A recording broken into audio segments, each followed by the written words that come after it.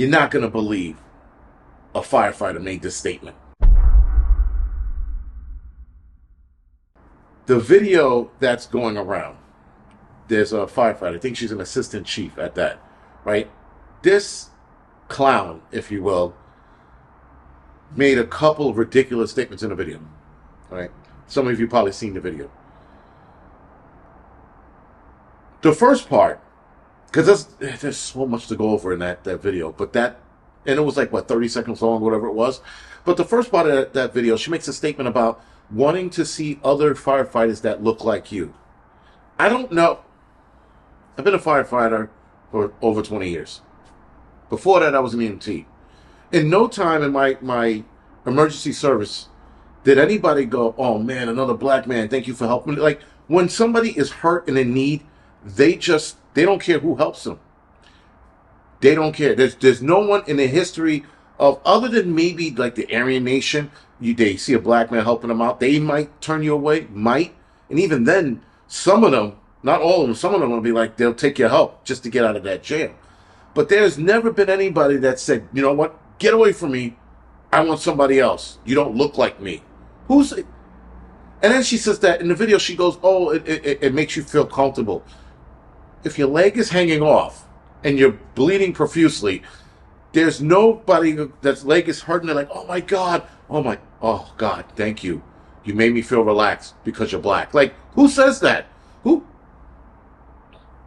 And the crazy shit is, she makes this comment as part of a video for the 911 TV show, which is horrendous, by the way.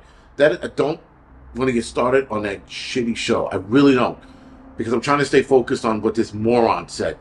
But she makes this statement, and she makes it proudly too, about, you know, having someone on the rig or having someone come off a fire truck that looks like you makes you feel calm and you can relate to.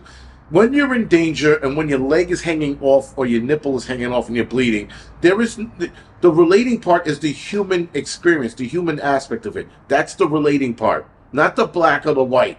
Listen, people used to say, well, people still say firefighters are racist. But a lot of the videos and a lot of the pictures I've seen of firefighters back in the 60s and 50s helping black kids out or black people out, the look in their face is like, get him the fuck out of here. Like the look on a firefighter's face. Their face is like they're looking to get this person out of danger. And in some cases, there's some sorrow on their faces. Some cases. So, I mean, yeah, could there have been racists back then? Absolutely. But when you're in danger, nobody's sitting there deciphering whether or not you look like them. Oh my God, he has dreads. Yes, please save me. Oh, he's white. Don't save me. I'll take the next firefighter that happens to crawl down this hallway. Like, no, and especially when you're unconscious, you don't know who's saving you. Like, a lot of the times, guys, when we help people out, I heard a couple of times, oh, look at a black fireman. I've never seen one. I'm like, you need to get out of this neighborhood. That's my response to people now. They're like, I've never seen a black firefighter. You guys are like unicorns. Really? We're like unicorns? I said, you never seen a black firefighter before? No. I'm like, you need to leave the neighborhood. There's a fucking world outside of this neighborhood, and there's a ton of black firemen. Now, when I first got on, there were very little. There were a lot less. I wouldn't say very little, but there were a lot less than there are now. But when people still say that to me in 2025, there's a problem. And the bigger problem, actually, with that lady's statement is that she's an assistant chief. Granted, she's a DEI high because she looks like it. Look at this lady. She looks like a buffoon. She looks like OJ and Rosie O'Donnell had a baby. This ugly thing is an assistant chief in the LA Fire Department. You could tell by her body shape of amoeba that she did not get the job the way she was supposed to get the job. Look at her. She's a fat sack of shit. She's no one's firefighter. She is sitting at headquarters in LA, comfortably in AC, doing paperwork and making jokes to her underlings that they are forced to laugh at because of her. You know, she's one of those people. You don't laugh at my jokes, I'm going to transfer you. Look at her eyebrows. What is that? What's going on her face right there? Anyway, this leads up to her next comment. It only gets better because this next comment is bizarre. And not only is it bizarre, she got away with it and no one held her accountable for this comment. She makes the comment of, could you carry my husband out of a fire? She's saying that someone said this to her, could you carry my husband out of a fire? Her reply, He got himself into the wrong place if I have to carry him out. First of all, bitch, you ain't carrying anything out. You're not carrying anything out other than a fucking packet of Twix. That's one. Two, why would you make that comment? Your job, your very job description is to save life. That's your job description. Protect property and save life. Save life comes first, then protect property. That is how it is for every last firefighter on this planet. Not even here in the United States, not New York, not LA, around the world. Protect life and protect property. That is what we do. Obviously, if you can't protect the property because it burns to the ground, such as life, but we save life above all. And we go out of our way to do so. So to sit there and, again, what lesbians do, blame men for shit, he got himself into a bad place. If I have to... That's like a fire breaks out and you fall to the ground because, you panic, you slip, you hit your head against the fucking table, you're knocked out. She's going to stand over you and go, should have been here. Who says that? You should, don't get me wrong. People end up in the weirdest places in fires, and that's because of fear.